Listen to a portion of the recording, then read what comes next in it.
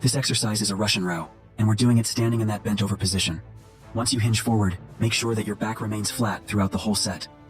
This exercise is an oblique tilt, combined with some Romanian deadlift, starting with your feet marginally wider than shoulder width, making sure your knees remain straight, your toes are pointing forward, and your hips are nice and heavy.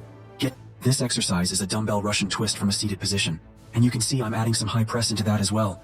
Now when you're in your seated position, make sure your chest is out, make sure your knees are bent, and this exercise is a goblet thruster, and it's one of the more compound exercises you can do.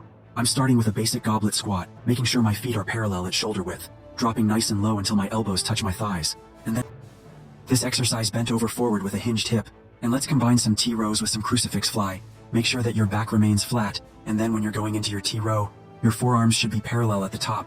This exercise is a seated shoulder press into a pec deck motion. It's a fantastic mobility exercise for your shoulders in particular, and it'll do an excellent job, not just in your shoulders, but in your triceps. Goblet squat reverse lunge complex. This exercise combines goblet squat with reverse lunges. So I'll do a goblet squat with my feet parallel, making sure my elbows reach my thighs, and then I'll step back into a reverse lunge, making sure it's nice and lengthy.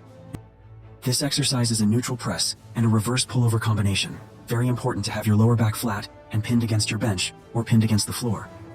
If you're not using a bench today, make sure your arms remain parallel during your neutral press. And during this exercise, I am alternating between close grip chest presses and weighted abs crunches. So you can see I'm going from one to the other.